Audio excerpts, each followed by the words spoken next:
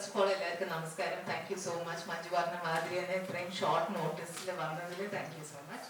നമ്മുടെ സിനിമയ്ക്ക് നല്ല റെസ്പോൺസ് കിട്ടുന്നുണ്ട്. അതിൽ നമ്മളെല്ലാവരും വളരെ വളരെ ഹാപ്പിയാണ്. ആൻഡ് മഞ്ജു പറഞ്ഞ മാതിരി തന്നെ കുറച്ച് പെർട്ടിനൻ്റ് ആയിട്ടുള്ള കുറച്ച് സബ്ജക്ട്സ് സംസാരിക്കുന്ന ഒരു സിനിമയാണ്. അപ്പോൾ ഇത് കുറച്ചുകൂടെ ആൾക്കാരിലേക്ക് എത്തണം എന്നുള്ള ആഗ്രഹം നമുക്കുണ്ട്. സോ കാണുന്ന സംഭവം നമ്മുടെ സിനിമ കാണും എന്ന് വിശ്വസിക്കുന്നു. And again thank you so much to the press for coming here. It means a lot. എല്ലാവർക്കും നമസ്കാരം. മഞ്ജു ചേച്ചിയും ശ്രുതിയും പറഞ്ഞ പോലെ തന്നെ ഇവിടെ എത്തിയിട്ടുള്ള എല്ലാവർക്കും ഞങ്ങളുടെ നന്ദി. ഈ സിനിമ എല്ലാവരും ഏറ്റെടുത്ത് കഴിഞ്ഞു. എന്നിരുന്നാലും ഇപ്പൊ നമുക്ക് സംസാരിക്കാനുള്ളൊരു വിഷയം എന്ന് പറയുന്നത് ഇതിൽ കുറച്ചും കൂടി ഫാമിലി അല്ലെങ്കിൽ സ്ത്രീകൾ കുറച്ചും കൂടി ഈ സിനിമ കുറച്ചധികം കാണണം, അവർക്ക് ഒരുപാട് റിലേറ്റ് ചെയ്യാൻ പറ്റുന്ന ഒരു മൂവിയാണ്. അപ്പോൾ അങ്ങനത്തെ കുറച്ച് കാര്യങ്ങൾ നമ്മളിവിടെ സംസാരിക്കാൻ വേണ്ടിയിട്ടാണ് ഇന്നിപ്പോൾ ഈ പ്രസ് മീറ്റ് വിളിച്ചിരിക്കുന്നത്. Thank you. നമസ്കാരം, എൻ്റെ പേര് ആതിര എന്നാണ്. അപ്പം നിങ്ങളെല്ലാവരും ഇവിടെ വന്നതിനും ഇങ്ങനൊരു കോൺവെർസേഷന് വേണ്ടിയിട്ട് ഈ ഒരു വേദി ഒരുക്കിയതിന് ഒരുപാട് സന്തോഷമുണ്ട്. അപ്പം ഈ സിനിമയിൽ പ്രിയ എന്ന് പറയുന്ന ക്യാരക്ടറാണ് ചെയ്തിട്ടുള്ളത്. അപ്പം ഇത് പറഞ്ഞ പോലെ തന്നെ ഇത് സ്ത്രീകൾ മാത്രമല്ല, കുടുംബ പ്രേക്ഷകർ എല്ലാവരും കാണണം എന്നുള്ള ആ ഒരു ഇതാണ് നമുക്കുള്ളത്. കുറച്ചുകൂടെ ആളുകളിലേക്ക് ഇത് എത്താനും നിങ്ങളുടെ സഹായത്തോടെ എത്തിക്കാനും വേണ്ടിയിട്ടാണ് നമ്മളിവിടെ വന്നിരിക്കുന്നത്. Thank you. ബാക്കി നമുക്ക് സംസാരിക്കാം. ഹായ്, എല്ലാവർക്കും നമസ്കാരം. എൻ്റെ പേര് അർഘ.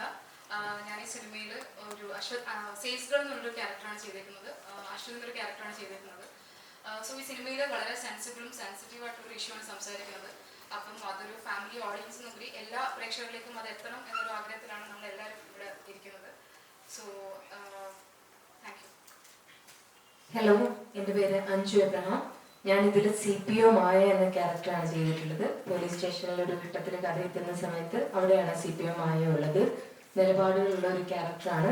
അപ്പം ഞങ്ങളുടെ ക്ഷണം സ്വീകരിച്ചു വന്ന എല്ലാവർക്കും എനിക്ക് കൂടി നന്ദി പറഞ്ഞുകൊണ്ട് ഞാൻ മൈക്കറിയണമെന്ന് കൈമാറും.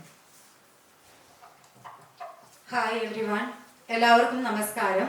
My name is Renu A. ഞാനൊരു പ്രൊഡ്യൂസറാണ് ഈ സിനിമയുടെ. ഇത് വളരെയധികം സോഷ്യൽ റെലവൻറ്റ് ടോപ്പിക് ഉള്ള ഒരു സിനിമയാണ്. സ്ത്രീകൾ ഈ സിനിമ കാണണം, കൂടുതൽ ആൾക്കാരിലോട്ട് ഈ സിനിമ എത്തണം. ഇത് ചർച്ച ചെയ്യപ്പെട്ട് കഴിഞ്ഞു, എന്നാലും കൂടുതൽ ആൾക്കാരിലോട്ട് ഇത് എത്താൻ വേണ്ടിയിട്ടാണ് ഞങ്ങളിവിടെ ഇരിക്കുന്നത്.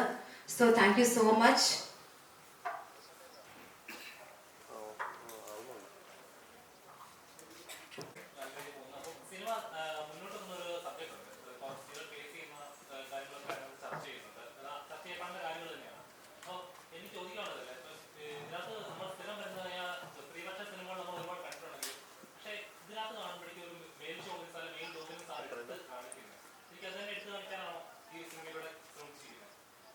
I think so. അത് ആ ഒരു പെർസ്പെക്റ്റീവിലൂടെ നമ്മൾ കാണുമ്പോൾ അതിൽ കുറച്ചുകൂടെ ഐ തിങ്ക് ഈ സിനിമ പറയുന്ന ചില കാര്യങ്ങൾ ആ ഒരു പെർസ്പെക്റ്റീവിലൂടെ കാണിക്കുമ്പോൾ കുറച്ചുകൂടെ ഒരു ഇമ്പാക്റ്റ് ഉണ്ടാവും എന്ന് മേക്കേഴ്സ് വിചാരിച്ചുകൊണ്ടായിരിക്കും ഇത് അങ്ങനെ കാണിച്ചിരിക്കുന്നത്. ആൻഡ് ഏറ്റവും ലൗഡായിട്ട് നമ്മൾ കേൾക്കുന്ന ശബ്ദങ്ങൾ ആ ശബ്ദങ്ങളാണ്. അപ്പോൾ അതിലൂടെയാണ് സിനിമ സഞ്ചരിച്ചിരിക്കുന്നത്. എനിക്കറിയാം.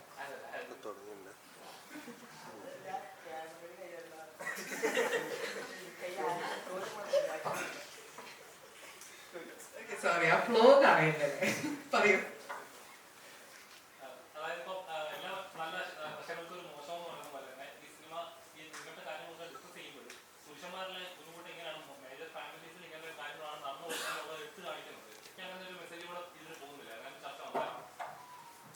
ഇല്ല, അങ്ങനെ തോന്നേണ്ട ഒരു ആവശ്യമില്ല. അതൊരു റെസിഡൻഷ്യൽ ഏരിയയിലുള്ള പലതരത്തിലുള്ള ആളുകളാണ്. അത് സ്ത്രീകളായാലും പുരുഷന്മാരായാലും പലതരത്തിലുള്ള ആളുകൾ നമ്മുടെ സൊസൈറ്റിയിലുണ്ട്. അതിൻ്റെ ഒരു റെപ്രസെൻറ്റേറ്റീവ് എന്ന് മാത്രമേ ഉള്ളൂ. അല്ലാതെ എല്ലാ പുരുഷന്മാരും അങ്ങനെയാണെന്നോ അല്ലെങ്കിൽ മെജോറിറ്റി ഓഫ് മെൻ അങ്ങനെയാണെന്നോ നമ്മൾ എവിടെയും കാണിച്ചിട്ടുമില്ല, പറഞ്ഞിട്ടുമില്ല. അപ്പം അങ്ങനെ ഒരു ഡിസ്കഷൻ തന്നെ ആവശ്യമില്ല. ഇതിപ്പം ഈ സിനിമയിലാണെങ്കിൽ ആദ്യത്തെ ഷോട്ടിൽ തന്നെ ഇപ്പം മെയിൽ ഷോവനിസത്തിന്റെ കാര്യം പറഞ്ഞുകൊണ്ടാണ് ഇപ്പൊ അജിത്തേട്ടനെ ഒറ്റയ്ക്ക് മീശ വിരിച്ച് സുരാജേട്ടന്റെ ഒരു മിററിലൊരു സീൻ കാണിക്കുന്നുണ്ട്. അതേസമയം തന്നെ ശ്രുതി ചേച്ചിയും ബിച്ചേട്ടന്റെ ക്യാരക്ടറായിട്ടുള്ള ഉണ്ണിയേട്ടനും കൂടെ രണ്ടുപേരും കൂടെ കെട്ടിപ്പിടിച്ച് മിററിന്റെ മുമ്പിൽ നിൽക്കുന്നതാണ് നമ്മൾ കാണുന്നത്. ഒരേ സമയം അങ്ങനത്തെ രണ്ട് തരത്തിലുള്ള ഫാമിലീസും ഉണ്ട്. നമുക്കിതിൽ എല്ലാവർക്കും ഇഷ്ടപ്പെടുന്നത് ഇപ്പം റോഷ് ചേച്ചിയുടെ ഉണ്ണിയേട്ടന്റെ ഫാമിലിയാണ്. അപ്പം ആ ഒരു ഇതും കൂടെ നമ്മൾ കാണിക്കുന്നു, ഐഡിയൽ ആയിട്ട് ഒരു ഫാമിലിനെ കാണിക്കുന്നുണ്ട്. അപ്പം അത്രയും നല്ല ഫാമിലീസും ഉണ്ട് എന്നുള്ളതും കൂടെ കാണിക്കുന്നുണ്ട്. അതുപോലെ തന്നെ ഇപ്പം സ്ത്രീപക്ഷ സിനിമകൾ എന്ന് പറയുമ്പോൾ ഇപ്പൊ പല സിനിമകളും സ്ത്രീപക്ഷ സിനിമകള് ഒത്തിരി നമുക്ക് വന്നിട്ടുണ്ട്. അപ്പൊ അതിലാണെങ്കിലും ഈ സ്ത്രീകളുടെ പ്രോബ്ലംസ് ആണ് കാണിക്കുന്നത്, ഒരു പിന്നീട് ഒരു സൊല്യൂഷൻ കാണിക്കുന്നത്. പക്ഷെ ഈ സിനിമയിൽ നമ്മളൊരു സൊല്യൂഷനിലേക്കും കൂടെ എത്തുന്നുണ്ട് ക്ലൈമാക്സിലേക്ക് വരുമ്പോൾ.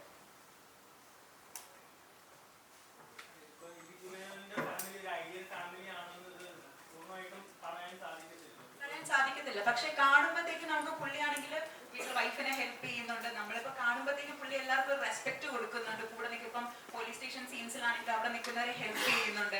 അപ്പൊ ഐഡിയൽ ആണെന്ന് നമ്മൾ കാണുമ്പോഴത്തേക്കും നമുക്കത് ഐഡിയൽ ആയിട്ടുള്ള ഒരു ഹസ്ബൻഡ് ആയിട്ടുള്ള ഒരു ഫീല് നമുക്ക് കിട്ടുന്നുണ്ട്.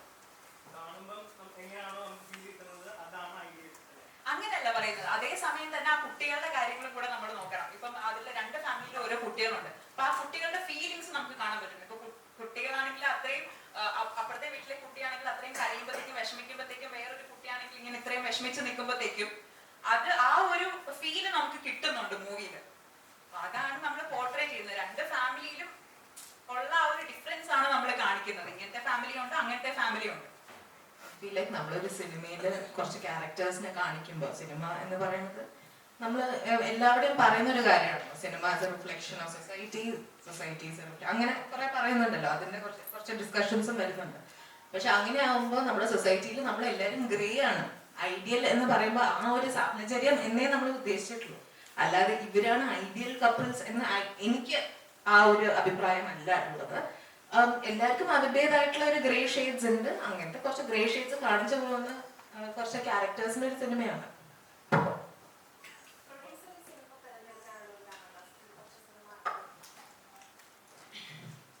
ഞാൻ ഈ സിനിമയുടെ സ്ക്രിപ്റ്റ് കേട്ട് കഴിഞ്ഞ ശേഷം ഞാനൊരു 150ഓളം വുമൺസ് വർക്ക് ചെയ്യുന്ന ഗോഡ് സ്പീഡ് ഇമിഗ്രേഷൻ എന്ന് പറയുന്ന ഒരു ഓർഗനൈസേഷന്റെ മാനേജിംഗ് ഡയറക്ടറാണ്. അപ്പോൾ ഡെയിലി ബേസിസ് എൻ്റെ കൂടെ വർക്ക് ചെയ്യുന്ന ലേഡീസുമായിട്ട് 1-on-1 ഡിസ്കഷൻസ് ഞാൻ നടത്താറുണ്ട്.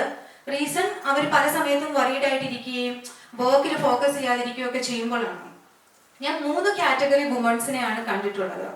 ഫസ്റ്റ് കാറ്റഗറി വളരെ നല്ല ഹസ്ബൻഡ്, നല്ല റിലേഷൻഷിപ്പ് ഉള്ളവര്. ദാറ്റ് മീൻസ് അവരുടെ ഹസ്ബൻഡ് വൈകുന്നേരം പിക്ക് ചെയ്യാൻ വരുന്നു, കുക്ക് ചെയ്ത് കൊടുക്കുന്നു, അങ്ങനത്തെ. സെക്കൻഡ് കാറ്റഗറി ഡിവോഴ്സിലൊക്കെ ഇരിക്കുന്നവരാണ്. ചിലർ ഡിവോഴ്സിലൂടെ പോകുന്നു, കഴിഞ്ഞവര്, അങ്ങനെയുള്ളവര്. മൂന്നാമത്തെ കാറ്റഗറി അബ്യൂസ് ചെയ്യപ്പെടുന്ന കുട്ടികളാണ്. വളരെയധികം അവർക്ക് ഇതിന് പുറത്ത് കിടക്കണം എന്ന് ആഗ്രഹമുണ്ട്, പക്ഷെ ഫാമിലി കാരണം അവർക്ക് കിടക്കാൻ പറ്റുന്നില്ല. സെക്ഷൽ അബ്യൂസ്, ഇതൊക്കെ എൻ്റെ ക്യാബിനിൽ വന്നിരുന്ന് 1-on-1 ഡിസ്കഷൻസ് നടത്താറുണ്ട്. സോ ഈ സ്ക്രിപ്റ്റ് എന്നോട് ഡിസ്കസ് ചെയ്തപ്പോൾ ആ 1-on-1 ഡിസ്കഷൻ 2 ഫ്രണ്ട്സിന്റെ ഇടയിൽ നടക്കുന്നതായിട്ടാണ് ഞാൻ കണ്ടത്. ഇത് മോസ്റ്റ് ഓഫ് ദി ലേഡീസ് ഇത് ഫേസ് ചെയ്യുന്നുണ്ടെന്ന് ആസ് എ വുമൺ എനിക്ക് ഫീൽ ചെയ്തു. ബിക്കോസ് ഞാൻ പറഞ്ഞല്ലോ 150ഓളം വുമൺസ് എൻ്റെ കൂടെ വർക്ക് ചെയ്യുന്നുണ്ട്. അതുകൊണ്ടാണ് ഈ സ്ക്രിപ്റ്റ് സെലക്ട് ചെയ്തത്. നല്ല തമാശ ഉണ്ടായിരുന്നു സ്ക്രിപ്റ്റ് വായിച്ചപ്പോൾ. വളരെ നല്ല കോണ്ടന്റ് ആയിട്ട് എനിക്ക് ഫീൽ ചെയ്തു. അതുകൊണ്ടാണ് ഞാൻ ഈ സിനിമ സെലക്ട് ചെയ്തത് ആസ് എ വുമൺ പ്രൊഡ്യൂസർ എന്നുള്ള നിലയിൽ. യെസ്.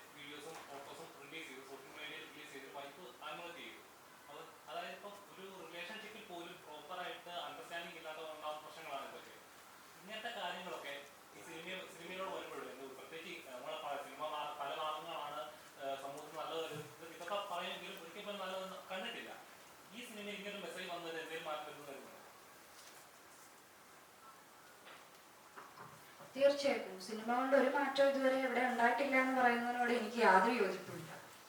അതാണ് ആദ്യം പറയാനുള്ളത്. ഈ സിനിമയിൽ ഇപ്പോൾ ഞാൻ ചെയ്ത, ആതിര ചെയ്ത പ്രിയ, ധന്യ, ഇവരുടെ ഈ കോൺവെർസേഷൻ ആണ് ഈ സിനിമയുടെ ഒരു പോയിന്റിൽ അതിനെ ക്ലൈമാക്സിലേക്ക്, ഒരു സെക്കൻഡ് ഹാഫ് ഫുൾ അതിനെ കുറിച്ചിട്ടാണ് പിന്നീട് ഡിസ്കഷൻ വരുന്നത്. അത് വളരെ എല്ലാവരുടെയും ലൈഫിൽ വളരെ സെൻസിറ്റീവായ ഒരു വിഷയമാണ്. പക്ഷെ അത് നമ്മൾ എല്ലാവരും, നമുക്ക് അത്രയും ക്ലോസ് ആയിട്ട് നമുക്ക് ഓപ്പൺ അപ്പ് ആവാൻ സ്പേസ് ഉള്ള ഒരാളുടെ അടുത്ത് മാത്രം നമ്മൾ സംസാരിക്കുന്ന കുറച്ച് വിഷയങ്ങളാണ്. അപ്പോൾ അങ്ങനെ ഉള്ള വിഷയങ്ങൾ നമ്മൾ സംസാരിക്കാൻ പറ്റാത്ത ആളുകളുണ്ടാവും, അല്ലെങ്കിൽ അത്രയും അങ്ങനെ സംസാരിക്കാൻ ഒരു സൗഹൃദം ഇല്ലാത്ത ആളുകളുണ്ടാവും. അപ്പോൾ അങ്ങനെയുള്ളവർക്കൊക്കെ ഒരു പക്ഷേ ഞാൻ ഇങ്ങനെ ഒരു കാര്യം എനിക്ക് അടുപ്പമുള്ള ഒരാളോടെങ്കിലും ഷെയർ ചെയ്യാൻ എനിക്ക് പറ്റിയെങ്കിൽ കുറച്ചെങ്കിലും എനിക്കൊരു ഏതെങ്കിലും രീതിയിലൊരു റിലീഫ് കിട്ടിയെങ്കിൽ നന്നായെന്ന് ചിലർക്ക് ചിന്തിക്കാം. അതല്ലാതെ ഈ പറഞ്ഞ പോലെ എൻ്റെ ക്യാരക്ടർ ഈ ഒരു കോൺവെർസേഷന് ശേഷം ഉണ്ടാകുന്ന കുറേ സംഭവങ്ങളുണ്ട്. അതിനുശേഷം ഈ ക്യാരക്ടർ ഒരു പോയിന്റ് ഒരു തീരുമാനം എടുക്കുന്നുണ്ട്. അപ്പോൾ ഈ ധന്യയെ പോലെ ജീവിക്കുന്ന ഒരുപാട് ആളുകൾ നമ്മുടെ ഇടയിലുണ്ട്. നമുക്കൊക്കെയും അറിയുന്ന ആളുകൾ ചിലപ്പോൾ ഉണ്ടാവാം. അപ്പൊ അങ്ങനെയുള്ള ആളുകൾക്ക് എനിക്ക് തോന്നുന്ന ഒരു കാര്യം, ഇപ്പോൾ ഞാനൊരു സിനിമ കണ്ട് അതിൽ നിന്നൊരു ക്യാരക്ടർ ഇതിപ്പോ എന്നെ പോലെ ഉണ്ട് എന്ന് എനിക്ക് റിലേറ്റ് ചെയ്യാൻ പറ്റുവാണെങ്കിൽ തീർച്ചയായിട്ടും ആ ക്യാരക്ടർ ചിന്തിക്കുന്ന പോലെയോ അല്ലെങ്കിൽ ആ ക്യാരക്ടർ ചെയ്യുന്ന ഒരു പ്രവൃത്തി ഒരു പക്ഷേ ഞാൻ ജീവിതത്തിൽ പകർത്താൻ ശ്രമിക്കും. അപ്പൊ അതേപോലെ ഈ ഒരു സിനിമയിൽ തന്നെ എടുക്കുന്ന ഒരു തീരുമാനം ചിലർക്കെങ്കിലും ജീവിതത്തിൽ പകർത്താനായിട്ട് ഒരു പ്രചോദനമായേക്കാമെന്ന് തീർച്ചയായിട്ടും വിശ്വസിക്കുന്ന ഒരാളാണ് ഞാൻ. ഒരു ബാക്കിയുള്ളവർ എന്ത് പറയും, അല്ലെങ്കിൽ സൊസൈറ്റി എന്ത് പറയും, ആരും എൻ്റെ കൂടെ ഉണ്ടായില്ലെങ്കിലോ ഞാൻ ഇങ്ങനെ ഒരു തീരുമാനം എടുത്താൽ എന്നൊക്കെ വിചാരിച്ചിരിക്കുന്ന, അല്ലെങ്കിൽ അങ്ങനെ വിചാരിച്ച് പേടിച്ച് മുന്നോട്ട് പോകുന്ന ഒരുപാട് പേർക്ക് തീർച്ചയായിട്ടും ഇതൊരു ഇൻസ്പിറേഷൻ തന്നെയായിരിക്കും ആ ഒരു ക്യാരക്ടർ അല്ലെങ്കിൽ ഇങ്ങനത്തെ കോൺവെർസേഷൻസ്.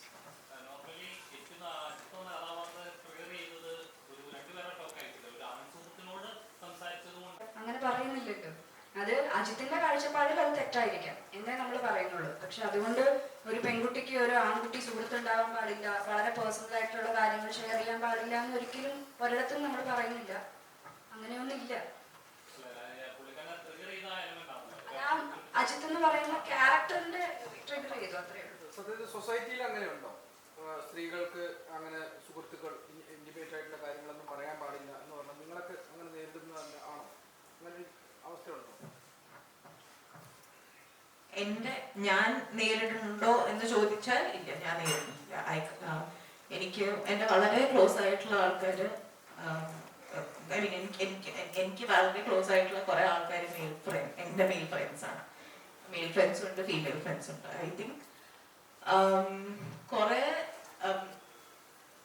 ഏരിയാസിൽ അത് മാറുന്ന ഒരു സംഭവമാണെന്ന് തോന്നുന്നുണ്ട്. പക്ഷെ ഇപ്പൊ പറഞ്ഞ ഈ ടാബു അത് ഉണ്ട്, സൊസൈറ്റിയിൽ ഉണ്ട് എന്ന് വിശ്വസിക്കുന്ന ഒരാളാണ്. എനിക്ക് നേരിടണോ എന്ന് ചോദിച്ചാൽ ഇല്ല. അഭിപ്രായത്തിൽ നമ്മുടെ സൊസൈറ്റിയിൽ സ്ത്രീകൾ ആ മട്ടിൽ ഒരു പ്രതിസന്ധി ഉണ്ടോ? അതായത് പുരുഷന്റെ അനുവാദത്തോടു കൂടി, അല്ലെങ്കിൽ ഭർത്താവിന്റെ അനുവാദത്തോടു കൂടിയാണ് ഒരു മെയിൽ ഫ്രണ്ട് പറ്റും എന്ന് പറഞ്ഞ സാഹചര്യം നമ്മുടെ നാട്ടിലുണ്ട്. കേരളം എത്രയോ പുരോഗമിച്ചു. അങ്ങനെ ഒരു സാഹചര്യം ഉണ്ടോന്നോ? അതായത് ഭർത്താവിന്റെ അനുവാദത്തോടു കൂടി ഒരു മെയിൽ ഫ്രണ്ട് അനുവാദം വേണ്ടി വരുന്നു എന്ന സാഹചര്യം കേരളത്തിലുണ്ടോ? അങ്ങനെയും ഉണ്ട്. ഇപ്പം ശ്രുതി പറഞ്ഞ പോലെ ഒരു പ്രശ്നം ഇല്ലാത്ത ആളുകളുണ്ട്. പറഞ്ഞ രണ്ട് സിറ്റുവേഷൻസും നമ്മുടെ സൊസൈറ്റിയിലുണ്ട്. ഇപ്പം നമ്മുടെ നാട്ടിലെ ലോ ആൻഡ് ഓർഡർ നോക്കിക്കഴിഞ്ഞാൽ ഇപ്പം ജനറലൈസ് ചെയ്യുകയാണെങ്കിൽ കൂടുതലും ഫേവർ ചെയ്യുന്നത് സ്ത്രീകൾക്ക് വേണ്ടിയാണ്. ഇപ്പം സ്ത്രീക്ക് എതിരെ ഒരു മോശം അഭിപ്രായം അല്ലെങ്കിൽ ഒരു ഇൻസിഡന്റ് ഉണ്ടായിക്കഴിഞ്ഞാൽ പോലീസിന് ഈവൻ സ്വയമേ കേസെടുക്കാനുള്ള ഒരു സാഹചര്യവും ഇപ്പം നിലവിലുണ്ട്. അപ്പം അത്തരത്തിൽ ഈ നടന്ന സംഭവം എന്ന് പറഞ്ഞ ചിത്രം എന്ത് ചേഞ്ചാണ് ഈ സൊസൈറ്റിയിൽ കൊണ്ടുവരാൻ അതായത് ഇപ്പൊ നമ്മളുടെ നിലവിൽ ഇപ്പോഴത്തെ ഈ ഒരു സൊസൈറ്റിയില് നിയമങ്ങൾ വരെ കൂടുതൽ ഫേവർ ചെയ്യുന്നത് സ്ത്രീകൾക്ക് വേണ്ടിയാണ്.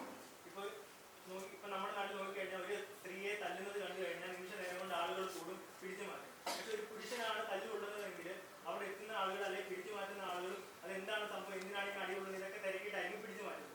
അപ്പൊ അത്തരത്തിൽ ഈ ഒരു സിനിമ സ്ത്രീകൾക്ക് അല്ലെങ്കിൽ ഈ സമൂഹത്തിൽ സ്ത്രീകൾക്ക് എന്ത് നേട്ടം അല്ലെങ്കിൽ എന്ത് ചേഞ്ച് കൊണ്ടുവരാനാണ് ശ്രമിക്കുന്നത്? ഒരു സ്ത്രീയെ തല്ലിയ ഉടനെ വന്ന് പിടിച്ചു മാറ്റുമെന്ന് ഷുവർ ആണല്ലോ? ഞാൻ ഇന്ത്യ ഒട്ടാകെ പറഞ്ഞില്ല, കേരളത്തിൽ കമ്പാരിറ്റീവ്ലി ഇന്ത്യയിൽ മറ്റ് സംസ്ഥാനങ്ങളിൽ നോക്കുമ്പോൾ നമ്മുടെ കേരളത്തിലാണെങ്കിൽ സ്വാഭാവികമായിട്ട് ഇപ്പൊ ഞാൻ ഉൾപ്പെടുന്ന സാധാരണ ആളുകൾ എന്തായാലും പിടിച്ചു മാറ്റും. നമ്മുടെ സിനിമയിൽ അജിത്തേട്ടൻ വൈഫിനെ ഉപദ്രവിച്ചപ്പോ ആരെ പിടിച്ചു മാറ്റാൻ ചെല്ലും? സിനിമയുടെ കാര്യമല്ല ഞാൻ പറഞ്ഞത്. അല്ല, പൊതുവെ ഇപ്പൊ സിനിമ എന്ന് പറയുന്നത് സമൂഹത്തിന്റെ ഒരു റിഫ്ലക്ഷൻ ആണെന്ന് നമ്മൾ ഇപ്പൊ ഓൾറെഡി പറഞ്ഞു കഴിഞ്ഞു. അല്ല, അങ്ങനെ അല്ലേ? നിങ്ങളുടെ അഭിപ്രായമാണ്, എല്ലാവർക്കും അഭിപ്രായം ആവുന്നില്ല. സിനിമ എന്ന് പറയുന്നത് സമൂഹത്തിന്റെ റിഫ്ലക്ഷൻ അല്ലേ? അത് എല്ലാവർക്കും അഭിപ്രായം ആവുന്നില്ല. ഓക്കെ, എന്തായാലും ഒരു സ്ത്രീയെ തല്ലിക്കഴിഞ്ഞാൽ പിടിച്ചു മാറ്റും, ആണിനെ തല്ലിക്കഴിഞ്ഞാൽ പിടിച്ചു മാറ്റില്ല എന്നുള്ള അഭിപ്രായം എനിക്കില്ല. പല സമയങ്ങളിലും നമ്മൾ നമ്പായിട്ടാണ് ഇരിക്കാറുള്ളത്. അതായത് സ്ത്രീയെ തല്ലിക്കഴിഞ്ഞാലും ഒരു ഫാമിലിയിലാണ് അടി നടക്കുന്നതെങ്കിൽ അത് അവർ തമ്മിലുള്ള കാര്യമാണ്, നമ്മൾ അതിൽ ഇടപെടേണ്ട കാര്യമില്ല എന്ന് ചിന്തിക്കുന്ന കുറേ ആൾക്കാർ നമുക്കിടയ്ക്കുണ്ട്. ഇല്ല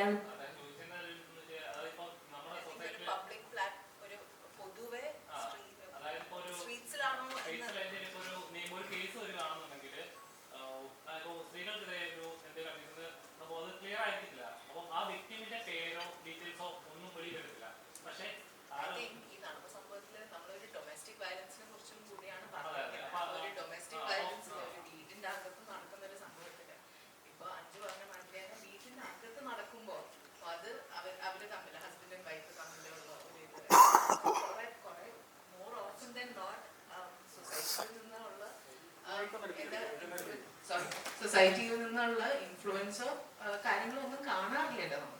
ഇത് എൻ്റെ ഒരു അഭിപ്രായമാണ് ഞാൻ പറയുന്നത്. എൻ്റെ എത്രയോ ഫ്രണ്ട്സ് ഇങ്ങനത്തെ റിലേഷൻഷിപ്സിൽ ഉണ്ടായിട്ടുണ്ട്, അബ്യൂസീവ് റിലേഷൻഷിപ്സിൽ ഉണ്ടായിട്ടുണ്ട്. അത് നമ്മൾ തന്നെ പലപ്പോഴും കുറെ കാലം കഴിഞ്ഞിട്ടായിരിക്കും after they live in those marriages. എന്നിട്ട് അവരുടെ ഫാമിലിക്കും അറിയാം അവർ ഇങ്ങനത്തെ ഒരു ഇതിലാണെന്ന്, ഇമ്മീഡിയറ്റ് ഫാമിലിക്ക് അറിയാം അവർ റിലേഷൻഷിപ്പിലാണ്. എന്നിട്ടും അവർ പറയാം ഈ സൊസൈറ്റി എന്ത് പറയും, വേണം നമുക്ക് പറയാം, അങ്ങനെ പറയണ്ട. അപ്പൊ ഇങ്ങനത്തെ ഈ സ്റ്റോറിയുടെ കുറെ സൈഡ്സ് നമ്മൾ കേട്ടിട്ടുണ്ട്. ഞാൻ പേഴ്സണലി കുറെ സൈഡ്സ് കണ്ടിട്ടുണ്ട്. So then I feel like നടന്ന സംഭവം എന്ന് പറഞ്ഞ സിനിമ എന്ത് ചെയ്യും എന്ന് ചോദിച്ചാൽ നമ്മൾ ചെയ്തിരിക്കുന്ന ഒരു സിനിമ സൊസൈറ്റിക്ക് വേണ്ടി എന്ത് ചെയ്യും എന്നുള്ളത് നമുക്ക് പറയാനുള്ള ഒരു അത്രയും ഒരു വിഷൻ എനിക്കില്ല. പക്ഷെ ഐ ഹോപ്പ് ഇത് കുറെ കോൺവെർസേഷൻസിന് ഒരു കോൺവെർസേഷൻ സ്റ്റാർട്ടർ ആയിരിക്കും. ഇങ്ങനത്തെ ഒരു സിനിമ കാണുമ്പോൾ അയ്യോ ഞങ്ങൾ എന്തിനാണ് അവരെ കുറിച്ച് ഇങ്ങനെ സംസാരിക്കുന്നത് എന്ന് ഒരു തോട്ട് ഇട്ടാൽ മതി, ആ ഒരു തോട്ടിന്റെ ഒരു സീഡ് ഇട്ടാൽ മതി എന്നാണ് എൻ്റെ അഭിപ്രായം. അപ്പോൾ ഹുഎവേഴ്സ് ലിവിങ് വാട്ട് എവർ ലൈഫ് ഈ സിനിമ കണ്ടിട്ട് അവരുടെ എന്തെങ്കിലും ഒരു തോട്ട് പ്രോസസ്സ് മാറിയാൽ ഈ സിനിമ സക്സസ് ആണെന്ന് ഞാൻ പറയും. ഇപ്പം ഈ ലിജോ ചെയ്ത ധന്യ എന്ന് പറയുന്ന ക്യാരക്ടർ, പുള്ളിക്കാരിക്ക് മകളുണ്ട്, വർഷങ്ങളായിട്ട് അജിത്തേട്ടന്റെ ആ ഒരു ടോർച്ചർ സഹിക്കുന്നുണ്ട് എന്ന് നമ്മൾ പറയുന്നുണ്ട്. അപ്പം അങ്ങനെ ഇരിക്കെ പുള്ളിക്കാരിക്ക് ഇത് വേണമെങ്കിൽ വീട്ടിൽ ഉണ്ടാവാതിരിക്കാം, പറഞ്ഞിട്ടുണ്ടെങ്കിൽ തന്നെ വീട്ടുകാരുടെ സ്റ്റാൻഡ് എടുത്തിട്ടില്ല. അതുകൊണ്ടായിരിക്കുമല്ലോ അവിടെ തന്നെ നിൽക്കുന്നത്, ധന്യ ചേച്ചി അവിടെ തന്നെ നിൽക്കുന്നത് അതുകൊണ്ടായിരിക്കും. അപ്പം ധന്യ ചേച്ചിയുടെ ലൈഫിലേക്ക് വരുന്ന ഇപ്പൊ മുന്നി എന്ന് പറയുന്ന ക്യാരക്ടർ, അവർ തമ്മിലുള്ള കോൺവെർസേഷൻ ആണ് ധന്യ ചേച്ചിക്ക് ആ ഒരു സീഡ് ഇട്ട് കൊടുക്കുന്നത്. പുള്ളിക്കാരിക്ക് സ്വന്തമായിട്ട് എന്തെങ്കിലും തീരുമാനം എടുക്കാനോ അല്ലെങ്കിൽ സ്വന്തമായിട്ടൊരു മൂവ്, പുള്ളിക്കാരിയുടെ ലൈഫിന് വേണ്ടിയിട്ട് ഒരു മൂവ് എടുക്കാൻ വേണ്ടിയിട്ട് ഒരു സീഡ് ഇട്ട് കൊടുക്കുന്നത് ഉണ്ണി എന്ന് പറയുന്ന വിച്ചേട്ടൻ ചെയ്ത ക്യാരക്ടറാണ്. അപ്പം ആ ഒരു കാര്യവും കൂടെ നമ്മൾ ഈ മൂവിക്കകത്ത് പറയുന്നുണ്ട്. ആ ഒരു അങ്ങനത്തെ ഒരു സംഭവം ഇപ്പം സ്വന്തം ഫാമിലിയിൽ നിന്ന് തന്നെ അല്ല വന്നത്, ആ ഒരു സപ്പോർട്ട് കിട്ടിയത്. അതാണ് എനിക്ക് പേഴ്സണലി ഫീൽ ചെയ്യുന്നത്, ഈ സിനിമ കണ്ടിട്ട് രണ്ട് രീതിയിൽ മാറാനുള്ള ചാൻസ് ഫീൽ ചെയ്യുന്നുണ്ട്. ഒന്ന്, ഒരു ജസ്റ്റ് ഓക്കെ ലൈക്കിനോ ഡെയിലി ബേസിസ് വളരെ ബിസി സ്കെഡ്യൂളിൽ പോകുന്ന ഫാമിലീസ് ഉണ്ടെങ്കിൽ അവർ കുറച്ചും കൂടി സമയം സ്പെൻഡ് ചെയ്യാനും അടുത്തിടപഴകാനും ശ്രമിക്കാൻ സാധ്യതയുണ്ട്. അതെനിക്കൊന്ന് ഫീൽ ചെയ്തു. ലൈക്ക് അറിഞ്ഞുകൊണ്ടല്ല അവരുടെ റിലേഷൻഷിപ്പ് മോശമായിക്കൊണ്ടിരിക്കുന്നത്, സ്കെഡ്യൂൾ കാരണമാണ്. മോർണിംഗ് ടു ഈവനിങ് ഓഫീസിൽ പോകുന്നു, തിരിച്ചു വരുന്നു, പിന്നെ വീട്ടിലെ വർക്കുകൾ, കുട്ടികളുടെ കാര്യങ്ങൾ, അവർ തമ്മിൽ ജീവിക്കാൻ മറന്നു പോകുന്നു.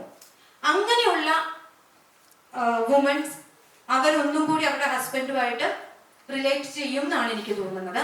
രണ്ട്, അബ്യൂസ് ചെയ്യപ്പെടുന്ന ലേഡീസ് മനസ്സിലാക്കിക്കൊണ്ട് എത്രയും പെട്ടെന്ന് എനിക്ക് ഇതിൽ നിന്ന് കമൗട്ട് ചെയ്യണം, എങ്ങനെയാണോ ധന്യ കമൗട്ട് ചെയ്തത്, എന്നിട്ട് ഇൻഡിപെൻഡന്റ് ആയിട്ട് ജീവിക്കാൻ വേണ്ടിയിട്ട് ഒരു സാഹചര്യം ഉണ്ടാക്കും എന്നാണ് എനിക്ക് തോന്നുന്നത്. പിന്നെ വേറൊരു കാറ്റഗറി, ഏറ്റവും നല്ല ഫാമിലി ജീവിച്ചുകൊണ്ടിരിക്കുന്നവര്. അങ്ങനെയുള്ള ആൾക്കാർക്ക് മനസ്സിലാക്കാൻ പറ്റുന്നത് വളരെ മനോഹരമായ ജീവിതമാണ് അവരുടെ എന്നാണ്. That's what I felt personally.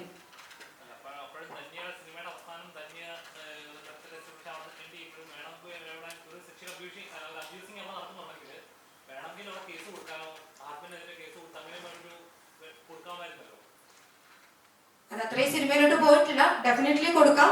അത് ആ പർട്ടിക്കുലർ പേഴ്സന്റെ ഇഷ്ടമാണ്.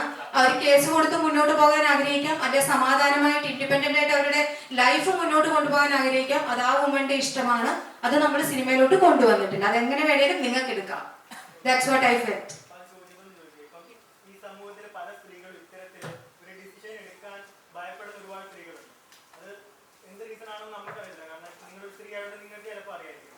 അല്ലെങ്കിൽ എന്തുകൊണ്ടായിരിക്കും അവർ ഭയക്കുന്നത് എന്തിനെയാണ്? അല്ലെങ്കിൽ അവർ ഇങ്ങനെയുള്ളവർ ഇങ്ങനെ കഷ്ടപ്പെടുന്നുണ്ടെങ്കിൽ അവർ തീർച്ചയായിട്ടും കേസുമായിട്ട് മുന്നോട്ട് വരണ്ടേ? അപ്പൊ അവർക്ക് ഒരു മോട്ടിവേഷൻ എന്നുള്ള രീതിയിൽ എന്താണ് പറയുന്നത്? ഭയക്കുന്നത് ഒന്ന് ഫാമിലി ഉണ്ടാവാം, അവരുടെ അച്ഛൻ അമ്മ സൊസൈറ്റി. രണ്ട് ഫിനാൻഷ്യൽ പ്രോബ്ലംസ് ആയിരിക്കാം.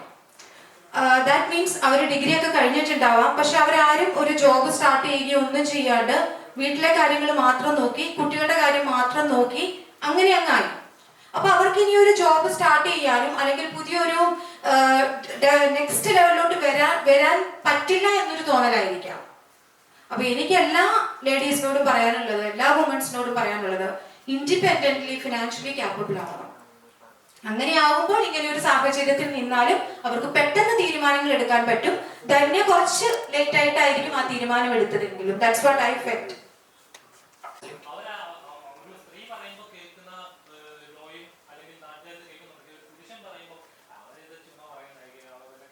അത് മാറണം. 100% അത് മാറണം.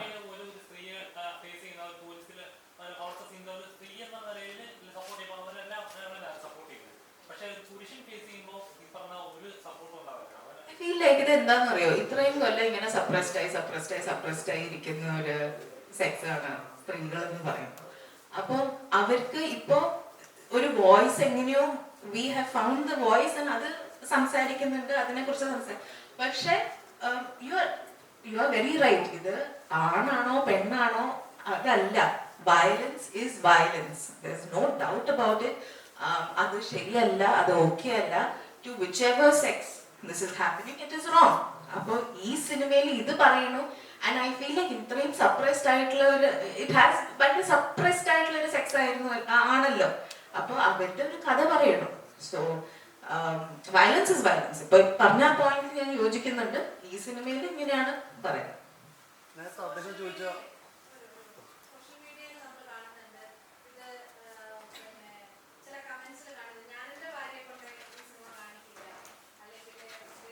അങ്ങനത്തെ കമന്റ്സ് കണ്ടിട്ടില്ല.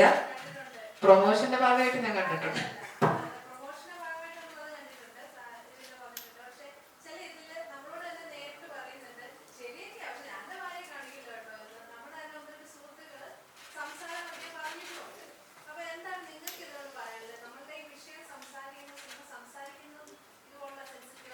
ചേച്ചി അതൊക്കെ വളരെ പഴഞ്ചനായിട്ടുള്ള തോട്ട്സ് ആണ്. അതൊക്കെ മാറേണ്ട സമയം കഴിഞ്ഞു. ഇതൊക്കെ എനിക്ക് I don't even want to comment on it. കാരണം ഇതൊക്കെ ഇപ്പോഴും ഉണ്ടോ എന്നുള്ളത് it's very surprising to me. അപ്പോ ഇങ്ങനത്തെ കാര്യങ്ങളൊക്കെ ഐ ഫീൽ ലൈക്ക് അതിനെ ഫ്യൂവൽ ചെയ്യാതിരിക്കുക, അത്രേ ഉള്ളൂ.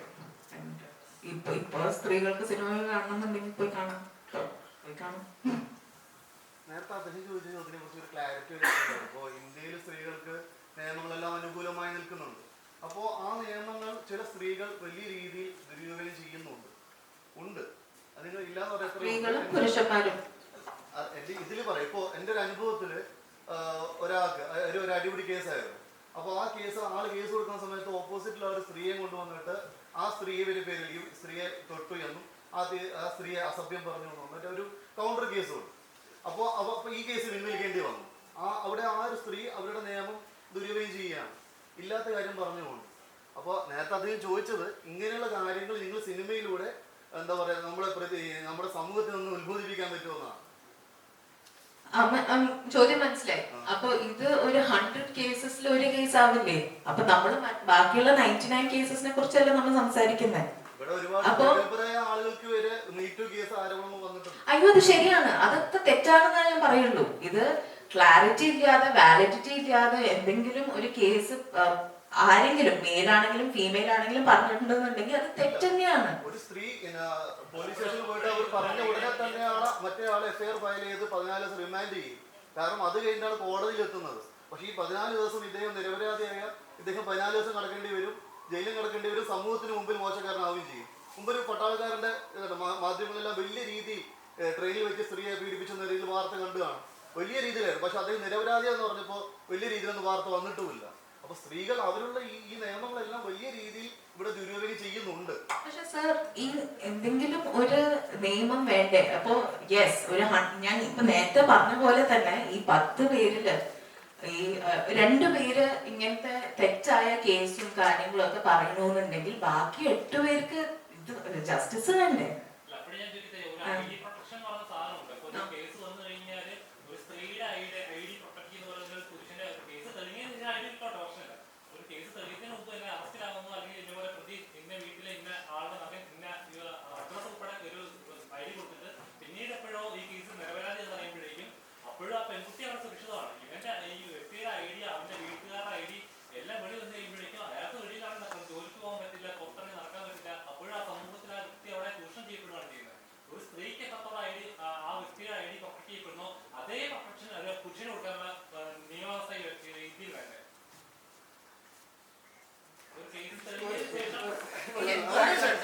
ഒരു ഇന്ററാക്ഷനുള്ള വേണ്ടി ഞാൻ ഇടപെട്ട് പറയാം.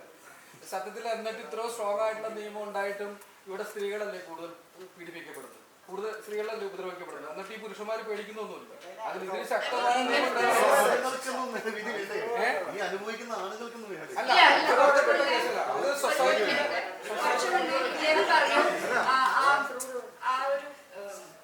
പട്ടാളക്കാരന്റെ ഒരു കാര്യം പറഞ്ഞു. അപ്പൊ പുള്ളി നിരപരാധിയാണെന്ന് പറഞ്ഞിട്ട് അത് വലിയ വാർത്ത വന്നില്ല. നിങ്ങൾ തന്നെയല്ലേ മീഡിയക്കാര് അല്ലേ?